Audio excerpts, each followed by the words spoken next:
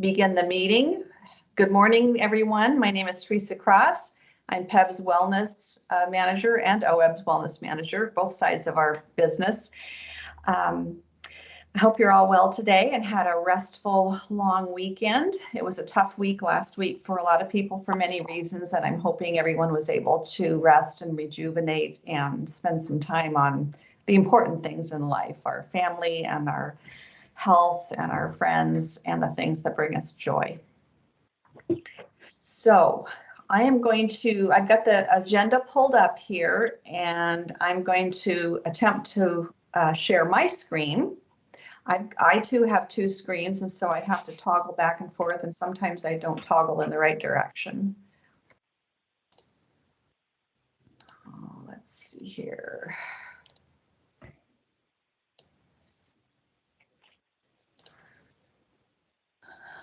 Alrighty, do folks see the agenda? Whoops, I just moved it to the wrong screen. Okay. So you do see the agenda? Great, I see head nods, terrific. So I also wanted to let folks know before we get going that this is the council's meeting, but we also have several members of our PEB Member Advisory Committee here today, as well as Humberto Chacon from Canopy, our Employee Assistance Program. And we have Dr. Stephen Neldner and his team, Aaron, and I'm not sure who else, because I've got, like I say, two screens with several things going on, but Dr. Neldner is going to be here today and has a portion of the agenda. So welcome to all. And I also see Emily's name there, one of our important partners with employee resource groups and with the Office of Equity and Inclusion. So what I'm going to do right now is look really quickly to see if we do have a quorum of council members so that we can approve the April and February minutes, and we need 7 members from the council. So right now I see 1, let's see, 2, 3, 4, and someone has called in at a 714 number. Oh, is that Bonnie? Okay. Yeah. So, yeah. Thank you, Bonnie. So right now we do not have a quorum. We need 7 people. So let me just check again. 7 council members, I should say. We've got more than 7 people in the meeting today. Oh, Michael's here. We've got 5. So right now we still are short of a quorum, but I'll keep my eye on that and see if we can circle back to the minute approval later. The next thing on the agenda is the Hero Scorecard presentation. For those of you who are able to attend the last PEB Member Advisory Committee, the Pmac meeting, as well as the PEB board meeting in May, you got to see the results of the Hero Scorecard. But there are several members of the committees and guests here today who did not. So Dr. Neldner and I are going to review that scorecard. And I'm going to try and share my screen again, or I'm going to move my agenda off the screen and pull up the slides.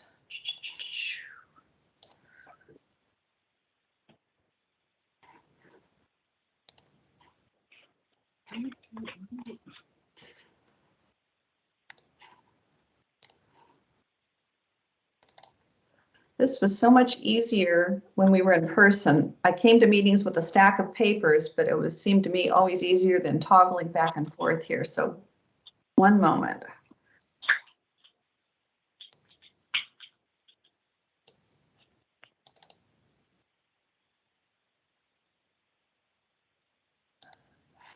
Oh, that's not it either. Boy, I'm sorry, folks.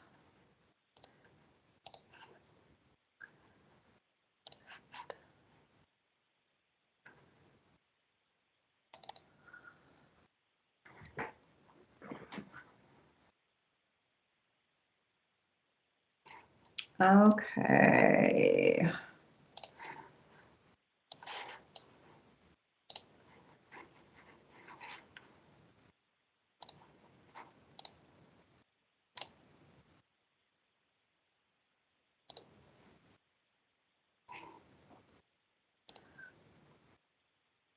All right, do folks see the hero scorecard slide there?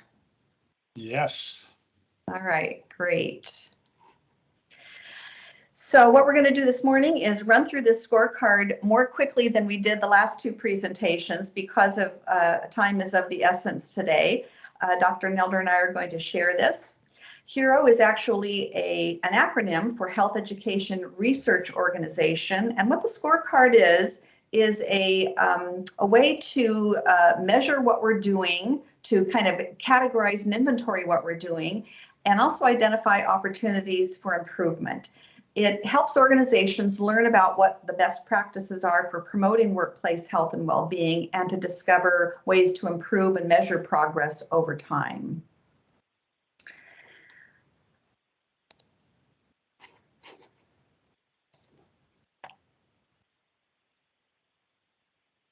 So what we're going to do is go over the scorecard overview benchmarks. We're going to compare our PEB to the benchmarks, and we're also going to go through some strengths and opportunities. And I think Dr. Neldner, you are on next to go over the overview and the benchmarks. Thank you, Teresa. Hello, everyone. Glad to be with you today. So yes, this is a very brief history because some of you have heard this before, but Mercer has been involved with HERO for the last 12 years or so in developing the HERO scorecard and putting it online to make it available to organizations around the country. And we also have an international version that goes around the world. So that means that we have good benchmarking information over time. And we're now on our latest edition, version 5 of the scorecard. And the reason I pause here for a moment is to say that version 5 has intentionally included some special focus on mental health, diversity, equity, and inclusion, and social determinants of health. And in fact, you're the very first organization that we manually calculated a mental health subscore for. We're going to go through that after this HERO scorecard presentation and show you PEB score on that as well. But the point is that we now have a scorecard that continues to evolve and is relevant in today's world. And we know that this is particularly important to use this information as we move into the next phase of the well-being framework, as we're calling it, to develop a long-term well-being strategy. So the scorecard results that we're talking about today will be very useful for that. So I'll move forward now, if you would please, and just highlight what we really have learned from research on that very rich database that we've had for a number of years right now. And the storyline here is that the more well-being best practices that an organization has in place, the more likely they are to achieve outcomes such as lower healthcare costs, but that's on the back of improved health of the participating members. And that also means that we see better participation, and we see more report of individuals in those organizations saying, my organization cares about my health and well-being. These are just two examples of studies we've done over the course of time. On the left, you can see that we did a 3-year study and looked at healthcare costs in organizations that scored high on the HERO scorecard, above the 75th percentile. They had lower healthcare costs over the course of 3 years in organizations that scored lower.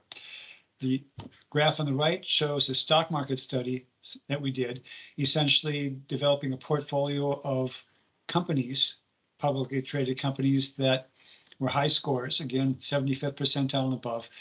And we looked retrospectively at their stock market performance over the course of 6 years, compared it to the Standard & Poor's 500 index, and found that those organizations that were high scoring essentially cared about the health and well-being of their associates, that they outpaced the performance of the Standard & Poor's 500 by 76% over that course of time. So not to say that this is cause and effect. We only know that this is an association, but there seems to be directional and correlational support for having best well-being practices in place and overall organizational performance. And it's not just financial, it's helping people really improve their lives, come to work as their whole selves, and perform at their highest level at work, but also in their personal lives to be able to do the things they want to do. So we'll move on to the next slide, please. I won't spend a lot of time on this, just talks about the history that I mentioned of 12 years, and we have had over 2,500 organizations that have completed to date through version 4, and we're now building the database on this new version 5. Next slide, please. There are 6 sections that are represented in the Hero Scorecard with 200 possible total points. You can see the distribution of points. One thing I'll point out here is that based upon our research and some other studies that I'll reference in just a moment, we've identified the very best practices, and we've shifted the point totals for each of the sections in this V5 version away from programs, and you can see programs get 20 points total, to organization and cultural support that now is getting 60 points, because that it was the very best practice of all, most associated with all the outcomes that I've mentioned previously. And of course, strategic planning is also very important in the big scheme of things. So moving on to the next. This is indeed an infographic from a study we published 2 years ago that was that factor analysis that helped us identify what are the very best practices most associated with those outcomes of better health, lower healthcare costs, participation, at least in health assessment and biometric screenings in this case, and also employee perception that the organization cares about their health and well-being. So you can see that organization leadership support was the #1 best practice, was associated with all those outcomes. Incentives was associated with greater participation in biometric screenings and health assessment. We were limited to that data. So I don't want to overstate the incentives. It was related to those things. But the other best practices are comprehensive programs, the ability to cover the needs of the entire population, and then programs themselves, program integration, which helps people to come to a front door, whether it be coming to your health plan or to the well-being vendor. Once we have a well-being vendor that consolidates us all in one place, to then find what you need very easily and get engaged in things that are important to you. So that program integration piece is important, and Teresa's going to elaborate a little bit more upon that later. Next slide, please. This, I won't spend any time. This is more for reference. You have it in your notes. This just breaks down some of the different elements of the organizational leadership support, and the percentages show what contribution they make to that total contribution toward improved outcomes. And we'll move to the next slide, please. A quick note that we don't expect any organization to achieve 200 points, because 200 points is means that every single best practice would be in place. And we know that it doesn't make sense for every organization to have every best practice. For example, it might not make sense for an organization like yours to have an on-site clinic at every worksite. And it might not make sense for a lot of organizations to do that. But that is a best practice if it makes sense for your organization. So there are a variety of different best practices that don't align necessarily with every organization, so we don't expect any organization to achieve the full 200 points. So we're going to show you now your scores at PEB compared to the overall points chart, the distribution that we've seen from the Hero Scorecard database. Your organization has achieved 113 points. That ranks PEB in the top half of all organizations. I've mentioned the 75th percentile as our cutoff for starting the designation of high scores, and that is 127 points. So you're not far away from that. And you can see that there are lots of organizations that, that have much further to go than you do in terms of implementing best practices. The next slide, please. And here are your actual scores. So you can see PEB scores for each of those subsections. And we used a benchmark because this is early on in version 5 database, so we only had 118 employers there. So the best benchmark we could come up with at the time was employers with over 5,000 employees. So you can see where you compare to those organizations and then to the maximum points for each section.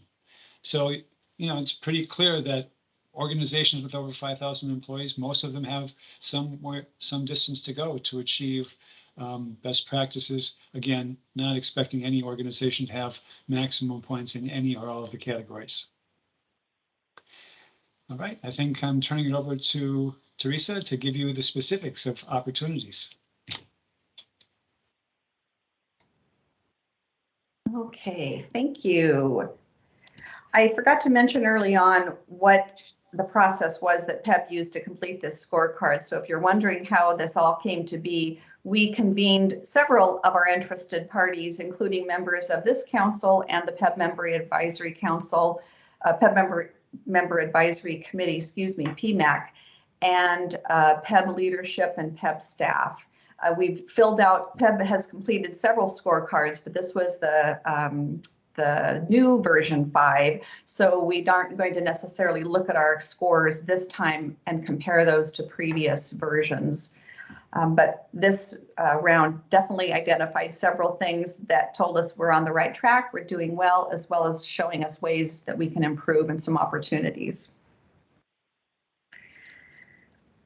So the key recommendations, before I go into them in more detail, is that we should continue using the scorecard to identify areas that we can improve in. And we should focus on strategic planning and organizational culture and support. We should develop a written multi-year strategy and a tactical roadmap to execute our strategy. And if those terms sound familiar, it's because the Council and Pmac have been doing just exactly that for the last several months. This scorecard was completed last fall before we began that work. So it was kind of predicting where we were going next. And finally, that we should include all of our interested parties in looking at the plan and where we're going to make sure we have everyone's input and that everyone agrees that the plan is the right one for us and is going to take us to where we want to go. So on to our strengths and our opportunities. On the right-hand side are the yellow boxes, which are the opportunities. On the left hand is the green. Those are the strengths. Those are the things that we've got in place now and we're doing well. So again, our strength is that we should continue using the scorecard and that we should be using more of our data, our medical pharmacy data and our disability data when available. PEB is awash in data. We get lots and lots of reports. So we definitely have access to the data and we should continue to use that to help inform our progress and the next steps. On the right-hand side with our opportunities, we should create a strategic plan for health and well-being and that tactical roadmap that I just mentioned, that's exactly what you're doing now with our well-being framework and our roadmap. Connecting agency-level organizational goals. This refers to those agency wellness plans and the goals and activities that agencies have identified they want to work on and connecting those to this larger overarching well-being plan so that everyone's kind of moving in the same direction, maybe slightly different ways to get there because agencies have their own culture and their own ways of doing things, but overall we're all kind of moving in the same direction. And we definitely want to keep our union leadership and members involved too. So more opportunities to engage them. And PEB actually is embarking on that now, including inviting our Uplift Oregon partners to these meetings. They're very involved in our helping train and educate our new labor members. And there's some other activities kind of behind the scenes that we're just starting to dip our toes into with reaching out to employee resource groups and affinity groups and getting more diverse voices from the union membership, or excuse me, from the PEB membership to make sure that everyone's voice is heard and everyone has an opportunity to look at what we're doing and contribute to it. So this was the strategic planning section of the scorecard. And just this little scale down here at the bottom, this is PEB's score here, 31, 34 was the benchmark score, and 50 were the total number of points for that section. The next part of the scorecard is the organizational and cultural support, which is an area we should focus on. The strengths that we have in place is that we have wellness champions throughout state agency government and universities, and we want to continue to support those. Agencies have developed their wellness plans. We have these advisory groups of the council and Pmac to help inform our strategies and to help develop those resources. And on the right-hand side with our opportunities, we want to continue supporting agencies who are dedicating wellness manager hours. And several agencies are doing that, and I think that will be a process that will unfold over the next couple of years. But if you recall, the PEB Member Advisory Committee proposed to the PEB board, and the PEB board agreed that larger agencies, those with 5,500 and more employees, should designate a full-time equivalent to a wellness manager position. So some agencies are doing just exactly that, and they're working on it for this next biennium.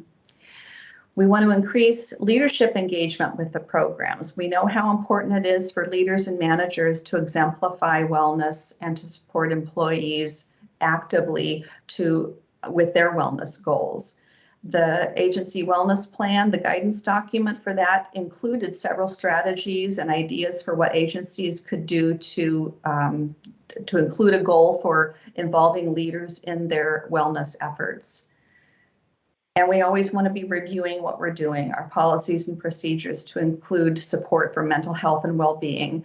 And that's exactly what the council and the Pmac have been doing by engaging with our members and hearing from Canopy about who's using our services, who's not using our services, why not, what are some services that may need to be strengthened, and what are members asking for. The next section was on programs. That's an area that PEB always does very well in, because we do have a robust array of services and benefits for our members, and we want to continue doing that.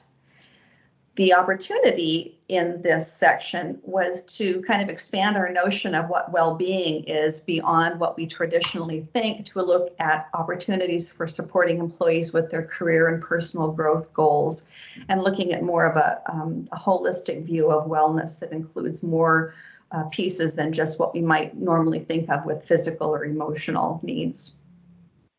And finally, inventorying our current programs and conducting a gap analysis to identify additional services needed. Again, this is work that the council and Pmac have already embarked on by engaging with Canopy and our carriers. Next section on program integration. We already are doing some of the work that's recommended by evaluating our carrier and our vendor handoff policies and looking for ways that we can enhance those. The right-hand side with the opportunities was a consolidated wellness portal, which is something that Dr. Neldner alluded to just earlier here. That is a recommendation that Pmac will be making to the board. They've been working on the health engagement model for several years and looking at ways to improve that from what it is today. And one of their recommendations is includes having everything all in one place and a portal for that to be dispensed through. Integrating safety and disability data into our existing programs. That is something that we've kind of done a little bit of, but there's opportunities to expand that. Those two issues, safety and disability, are very closely intertwined with wellness and well-being. So, and we do have the data. It's just a matter of pulling it together and integrating it. And working with our carriers and vendors to develop formal referral procedures and process flows. So, for example, if someone is out on a disability claim, a disability leave, what are some of those other needs that they might have? They most certainly would have maybe some mental or emotional support needs because they're out on disability. We want to look at their plan for returning back to work with having an ergonomic setup, or and to make sure that all the carriers, or excuse me, the providers and the services that employee is accessing are kind of talking to one another, so that we have that holistic wraparound support for the employee. Participation strategies is the next section. We're continuing to look at our health engagement model. I mentioned that a moment ago. That's been a big body of work for Pmac. And we want to encourage participation with a variety of tools. The workplace has changed. You know, the hybrid work and remote work is here to stay. So those in-person classes, those office meetings, those have to be supplemented by other ways to have folks participate in programming. Opportunities in this section would be to look at what our providers and our services are in terms of meeting the goals of health equity, which is priority 1 for the Oregon Health Authority, and it's also a high priority for the governor for all Oregonians. We have a large membership that includes Latino members with different language needs, different culture needs, and we want to make sure that our materials are reaching them as well in a way that's appropriate. Targeting our communications to different populations, again, looking at that hybrid model and ways that we can reach folks who aren't necessarily in that traditional office setting anymore. But we've always had people working in the field, and that's always been a challenge because that requires a different way, different outreach methods. And providing manager training to support worksite wellness goals. That is a big opportunity to bring managers into that. And the final section on measurement and evaluation, continuing to use and monitor the data that we receive and to track it. We do receive reports from all of our vendors and carriers regularly to see how many people are accessing a certain program. And you've heard from Canopy how many calls they get and what those calls are all about. So it's we get a lot of data, and it behooves us to continue using it to inform where we want to go. Our opportunities are to determine who else needs to know about the reporting. And to share that in a way that other people can see it. That final bullet there about creating a dashboard, how can we bring all of this information together so we can tell a whole story rather than here's what's going on with Providence and here's what's going on with Weight Watchers and so forth, but a more holistic view of what's going on with our members and the well-being. So those are our strengths and our opportunities in a nutshell. And if I sounded like I was talking fast and whizzing through them, I was. But you do have the slides, and I'm always available to, and Dr. Neldner as well, we're available to answer questions now or later about that. So I'm going to close that screen. Are there any questions about the scorecard?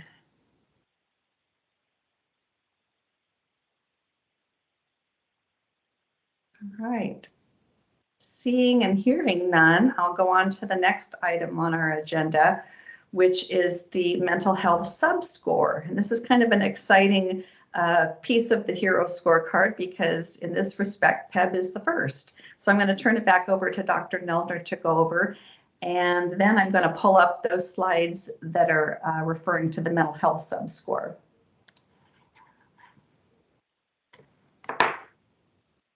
Thank you, Teresa. So while you're pulling the slides up, I'll just to give a little bit more background. And the other member of our Mercer team that's on the call today, besides Aaron Ward, is Katie Scott. Katie did a lot of work and is on our Mercer HERO committee that's been working on these sub-scores. So just wanted to introduce her as well. And she may be weighing in on some of the comments as well, since she's very close to the data. All right.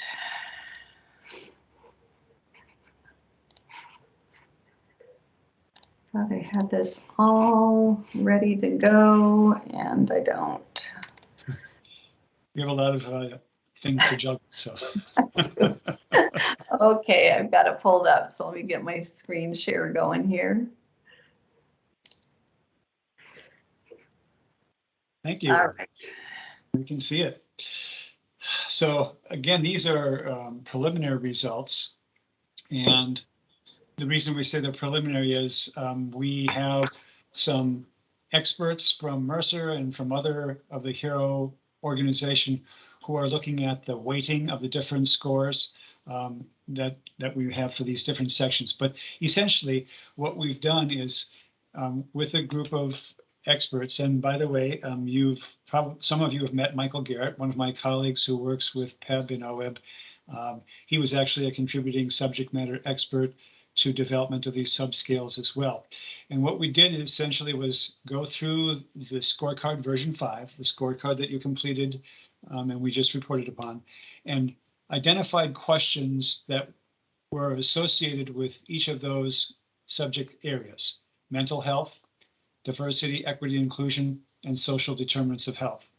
And then, having identified the questions in each of, from that master list of questions that were associated with each of those subject areas, we are now in the process of finalizing and verifying the weighting of the different scores. So there, we went back, and because there's a smaller number of questions, the total points available for any one of these subscores is 100 points. And we are working on distributing the point weightings, the point values for each question with this expert panel to make sure that we're consistent with the research evidence around each of those different elements and the overall weighting of different sections against each other. So suffice it to say, this might be slightly adjusted in the future, but probably not, because we're pretty confident that we've got the weightings pretty close on the first try. So you can see that we, similar to what we did with the HERO scorecard, the different subsections have a total points available assigned to each of the sections.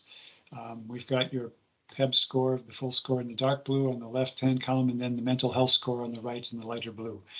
So of the total possible points for strategic planning, that relates to mental health, PEB scored is 16 2/3 against a total points of 25.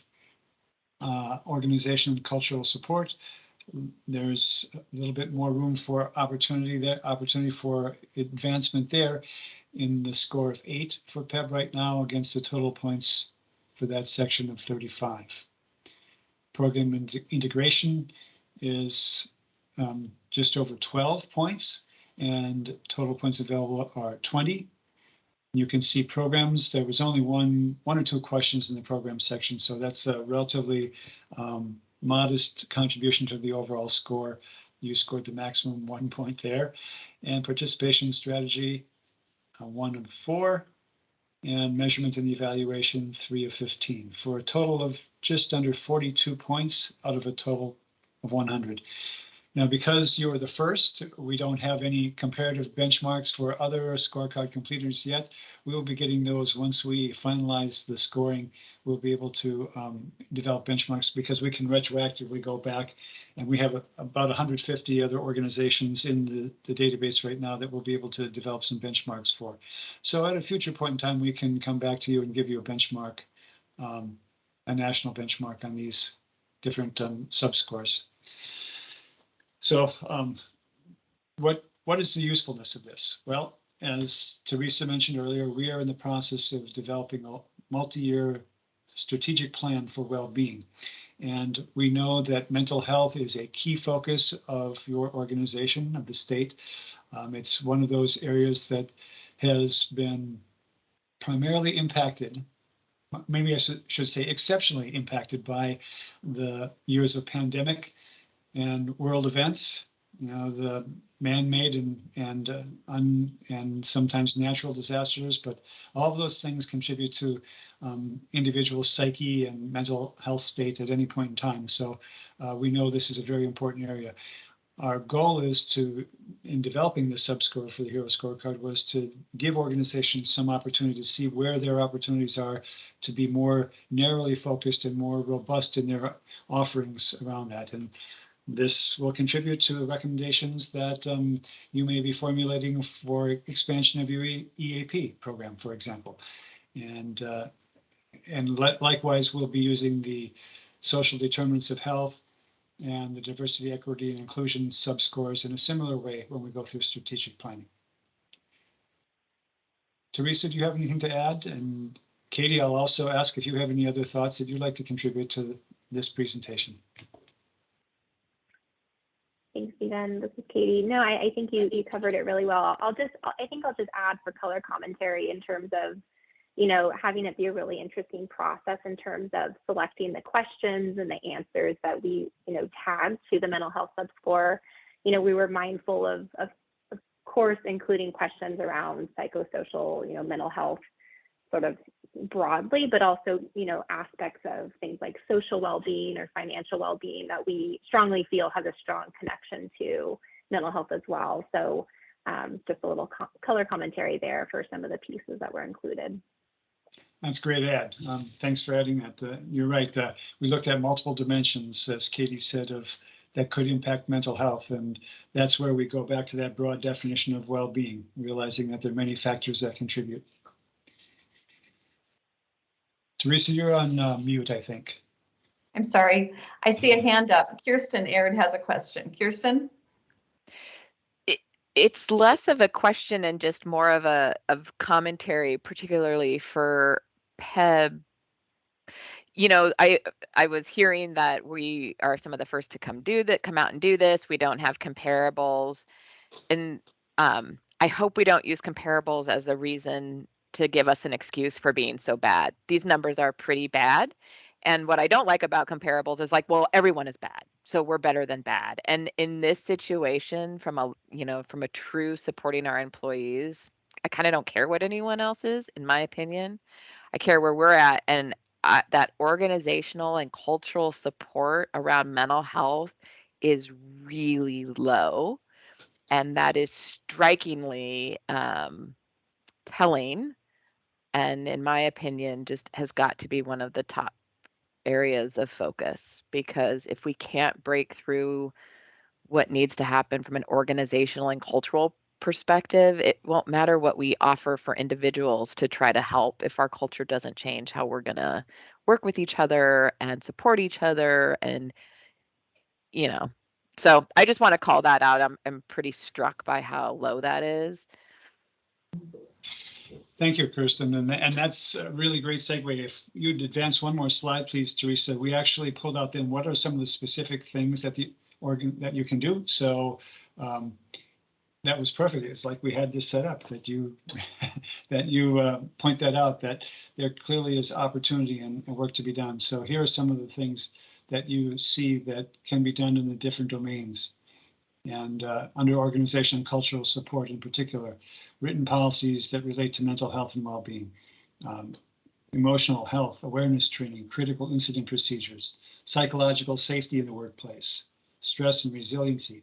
And remember too that when we get the subscales for diversity, equity, and inclusion and social determinants of health, we know that some of these are impact your prioritized populations even more so than others in the population. So when you, especially around psychological safety and bringing your whole self to work and feeling comfortable bringing yourself to work, these are really important areas that the organization needs to address. And I'm not pointing specifically at the state. I'm talking about all organizations. Physical work environment. Are there ways that people can check out temporarily, briefly, to refocus and to calm? How can we foster more social connectedness that relates to employees' healthcare experience, but just in general? Encourage the PEB leadership to act as role models for prioritizing health and work-life balance, and have the frontline managers accountable as well. We really would like to see them be leaders because they're going to role model for their work groups. And then, as I mentioned earlier, psychological safety is so important in the workplace, to have an environment and a climate of empathy and compassion for others. And we recommend that those be included in management and leadership training. And you can read the others there, but again, the point of all of this is that we have a bit of a blueprint here now to take into our strategic planning and to identify which areas the state will focus on and how we'll work on effecting and executing on that strategy in the months and years to come. Thank you, Dr. Neldner. Before I ask if there are any more questions, I wanted to let folks know that for the last several months, as you know, the Council and Pmac have been focusing mostly on our EAP services and engaging with Umberto and his team at Canopy. And Pmac has developed a set of recommendations that were listed there in the agenda, and the council today is going to consider a set of recommendations. And once that piece of work is done, we can kind of put a check mark there. And Brian and I are looking at, okay, now what's next? What does the work of the council and Pmac look like and consist of for the rest of the year? And as Dr. Neldner said, this right here is the blueprint. We can move on to look at how we can strengthen some of these areas for opportunity for mental health. And once we get the other two subscores, the social determinants of health and the equity and inclusion, that's even more information that's going to inform this body's work going forward.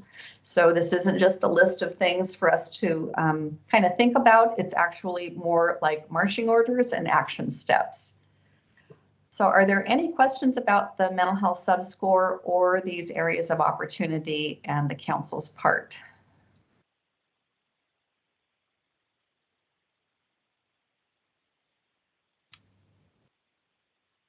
Okay. Well, thank you, Dr. Neldner. And of course, if any more questions come up after the meeting, you know how to reach us. If you take a look at this again and think, oh, I missed my chance, you haven't. We're always available to engage and to talk more with you about this. So the next thing on the agenda is our partners at Canopy. I put Shauna's name on here, but I think it's just you today. Not just you, Umberto. It's you only. Top billing. So Yes, I'm going to turn it over to you. You have some additional information you want to share on EAP use. Is that right? yes, let me show you. Let's see if we can get this to work. Do you see my screen, Canopy EAP overview? Yes. Okay, great. So yeah, some of you have seen some of this data before, but I'll just quickly go over a few things, talk about utilization, and then the recommendations, Teresa, that you had sent to me. So just a reminder about Canopy's services, and I should say I'm an account manager from Canopy, so not a clinician, but I am an account manager, just so you know. So from Canopy, there's a wide variety of services. So on the left, you can see the counseling and the coaching, the crisis support. Depending on the agency, they get to select either 3 or 5 counseling sessions per incident. And then we do have the behavioral coaching and the 24/7 crisis support. Over on the right side are all the work life type of resources.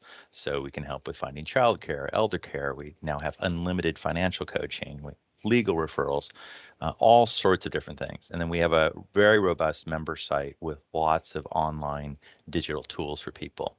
And then we also have an app, a proprietary app called Whole Life Directions. And I'll talk a little bit about that later on. So utilization for the state of Oregon last year was 8.1%, and that's just cases where someone was referred to a provider or received services. So it doesn't include web users or people who attended a webinar or some group activity or something like that. It's just where they received an individual service. We looked at the national average for high quality EAPs, and that's about 5%. And then there are some lower kind of embedded into life insurance and other types of plans, EAPs, and their utilization tends to be about 2%. So we looked at the top counseling presenting issues. So pre-pandemic, you can see that marriage and stress were in the top 2. Anxiety was the 5th top. Once the pandemic occurred, we added actually a presenting issue to code, which is COVID concerns. So when you look at anxiety and COVID concerns, that jumped up to number 1 in 2020. And then in 2021, it started to fall off a little bit. And year to date, which was actually up till the beginning of April, it was down. So if you kind of felt like maybe anxiety was going down a little bit, the data from Canopy, at least as counseling cases, does indicate that.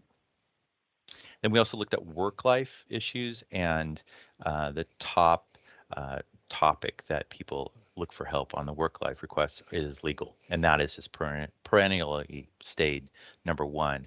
But something that's interesting is that in 2021, resource retrieval, which is usually like the fifth or fourth thing, jumped up a bit to third, and it has stayed in the top three. And we're doing a lot. We're thinking that's due to a lot of people looking for us to do some of the legwork for them for finding different programs. Last year there were the wildfires. We had people who were looking for emergency housing or temporary housing, and just continue to do lots of resource retrievals where we're looking for particular services for people.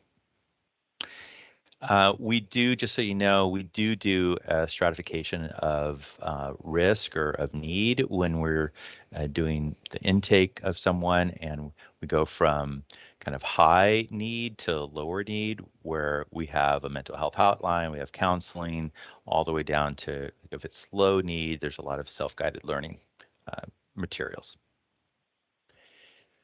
We have worked really hard on our network. We continue to work on that.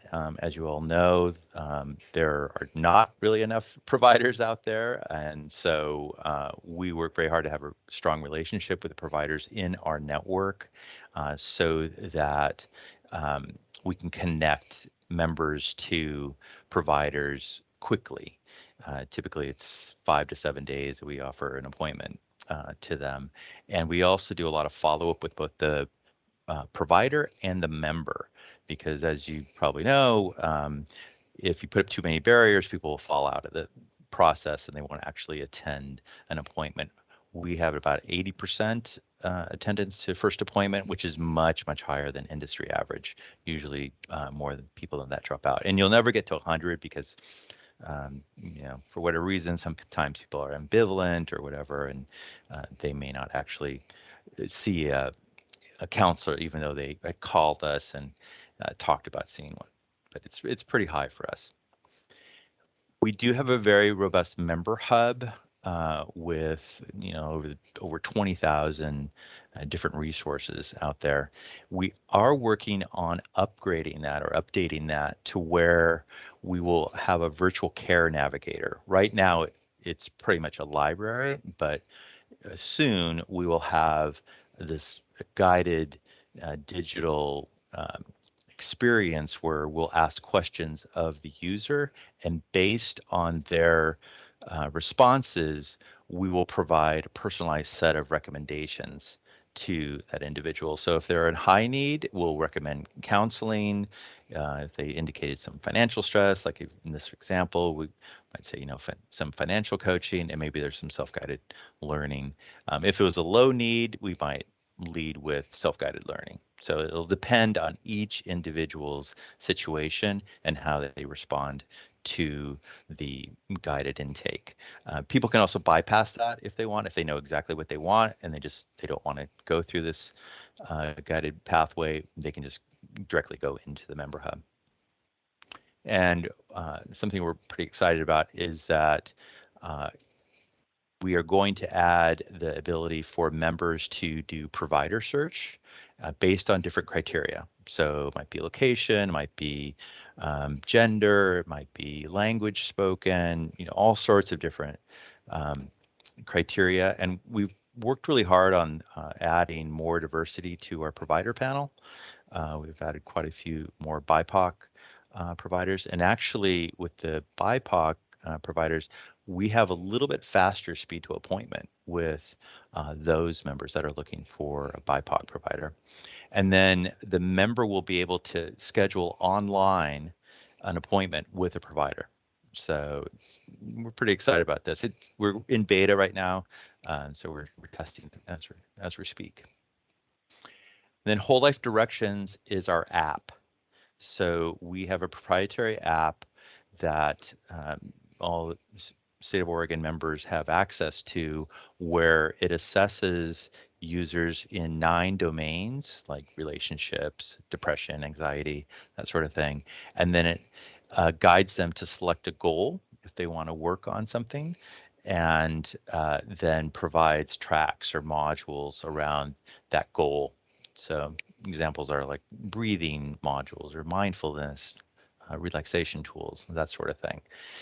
So it's a really great way for someone to, anytime, anywhere, kind of work on their mental health. And we have lots of organizational support. We're open 24/7. So whenever you call, it's answered by a mental health professional. We do crisis support. So if there's a traumatic incident in the workplace or, something that's, where people are in need of speaking with a counselor, maybe for a, group session or individual sessions, either on site or virtually, we can provide that pretty quickly. We have unlimited consultations for managers with Canopy. And so we do quite a few of those where maybe a manager is concerned about an employee, maybe their behavior's changed. They want some suggestions on how to do an informal referral, or potentially, I also put down here the performance-based referral. Maybe there's also some performance that's fallen off, but we can consult. We do quite a bit of consulting with managers. Also team issues. Sometimes there's conflicts on teams, and the manager wants the input of a clinician about something that might give them some insight or some approach to how to work with the team. We do quite a bit of communication. I'll show you some examples, some thumbnails of some newsletters that we put out. But every quarter, we do send out a leadership communication talking about different services for leaders and providing some flyers and things. We're working on a leadership training video series of micro trainings of 15 topics right now. So those consultations that we do with managers, that has led us to see that, there's common themes like, how do I go from being a peer to being a supervisor? How do I facilitate a one-on-one? How do I work on building a team? Different topics like that. And we are creating these 1 to 3, 4-minute videos around a specific topic that a leader can, review and hopefully get some tips. And then online, we have a whole organizational support center. But here's some thumbnails of the regular newsletters that go out. Every month, we send out to subscribers a newsletter on a particular topic or service line, along with flyers in English and Spanish about that topic. So like in January, we put out life coaching. A lot of people were looking to start new healthy habits, so we promoted that. Coming up, we're going to have one on financial coaching. We'll have childcare, elder care, that sort of thing. We also send out to our subscribers newsletters about our webinars. These are the free ones, not ones where an organization that is scheduled and you need to be part of an organization and invited. These are just open enrollment types of webinars, and we'll notify people about that. So like we had mindfulness skills to improve resilience back in February. And then quarterly, we send out a leadership newsletter. Here's just some examples of promotional tools. We've gone much more visual, less wordy. Trying to get some attention. We know we're in an attention economy, so trying to do more around visuals. And then looking ahead, you're constantly working on different innovations so that we have updated actually our Canopy app, the new member hub that I talked about, the online scheduling, the leadership micro trainings. We're actually looking at kind of evolving the Whole Life Directions app, that DCBT. And then we're also looking at providing coaching online. Right now, coaching is all virtual, live with a coach, but we're looking to have a coaching relationship via our online platform. So something that Teresa shared with me was some Pmac Eap recommendations. This may be something for us to discuss. So one is registering for Whole Life Directions or reaching out to Canopy, and that should count as 1 to 2 health actions under HEM. And then 2 is identifying communication materials for members. Sorry, I can't read. Was there anything else, Teresa? I think those were the 2. Yeah, so those are the 2 sets of recommendations that we will be bringing back to Pmac later this month to discuss. Okay. And for those of you who attended the last meeting, we identified a handful of recommendations and divvied them up between the two committees. So what Umberto presented is what Pmac will be discussing in June. Okay. I'm prepared to talk about the council recommendations we'd like them to consider if you'd like me to. Sure. How do I Please do. stop Yes. share? Let me see. Thank you, Umberto. That was Thank really you. helpful. Yes. You're welcome. Did it stop sharing? Nope, I still see it. Okay. Yeah. Do you want me to pull up my agenda that with the recommendations, Brian? Yeah, that would be helpful. Okay. So the first recommendation is simply, we propose that the council recommend to our board that the board initiate a contract renewal with Canopy that would be effective July 1, 2023, and that could potentially result in additional service levels or a restructuring of existing service levels, in addition to adding hours available to all agencies for things such as critical incidents. Just to let you all know, when we talk about the renewal and initiating a renewal, that just means that our board essentially directs staff and Mercer to work with that contractor to come up with some proposals for what the next year's iteration of services could look like. And they would then come back to the board with those proposals for the board's reaction and ultimate decision. So that would be recommendation number one, that you ask the board to initiate a contract renewal with Canopy that would be effective July 1, 2023, and that could potentially result in a more robust structuring of the services. And what Brian means by you, the council, that means that you would approve that as a recommendation, and then I would take that to the PEB board at their July meeting because they aren't meeting in June. Correct. And if the board were to approve that recommendation, then I think what Teresa and I would do is we would just keep in touch with Mercer. And if there are things that come up during that back and forth in the renewal process that Mercer felt the council or Pmac should weigh in on, we would come back to you with an update for further discussion. And then provide just updates along the way, knowing that we would probably ask our board to make final decisions on what those benefits look like by the end of this year. So could I entertain, ask for someone to make a motion that the board, that you approve this recommendation, or to ask questions or discuss it further?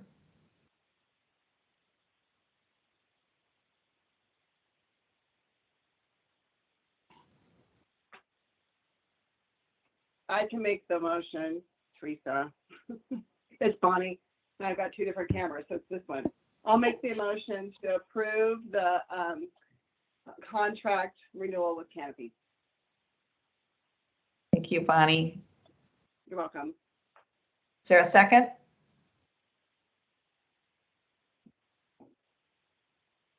I second that. Was that you, Chris? Yes, ma'am. Thank you. All right.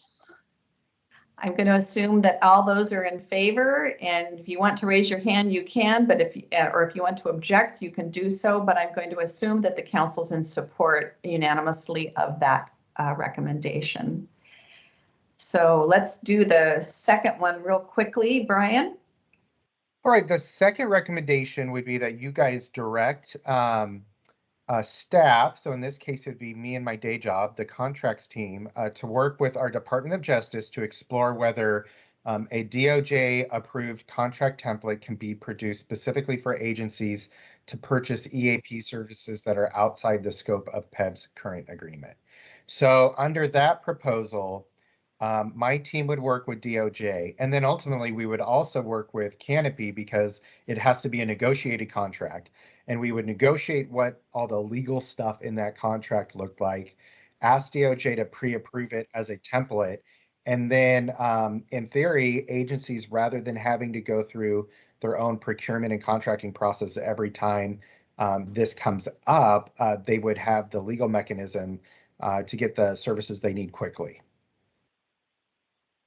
So stop. Any questions about what that recommendation entails? it's a new idea, so it's going to be new territory for PEB, but we think it's a pretty exciting one that's going to give agencies a lot more ability to manage their own services with EAP and not have to go through the steps and take the time, especially when time is of the essence, if it's a real important issue, to be able to move quickly and expeditiously on their own. So is there a motion to accept that, or are there questions or more discussion to be had?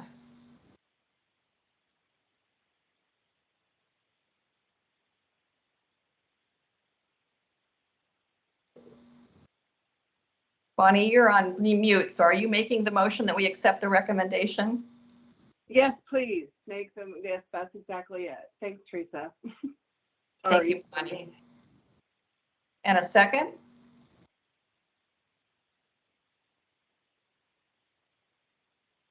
I second it. Thank you, Chris. All right. I'm going to assume that all those are in favor. And if there are other recommendations based on what you heard today and what we've heard over the last month or two from Canopy and any conversations you've had with the people you represent, we would love to hear them. We've got plenty of time before the PEB board meeting in July, and we can continue working on this through the rest of the year, along with these other items that I mentioned earlier that are going to, the council and Pmac are going to focus on. So I don't see any hands up, and we are after 12. Thanks for indulging me to go a little longer. I knew it was going to be a packed agenda, but we got a lot done, and we got it done. Thank you, everyone. It was nice to see you all. It was nice to hear from you. Thank you to Umberto and our other guests. And Thank you, everyone, and great job, Teresa. Have a great rest of the day, everybody. Thank you. Thank you.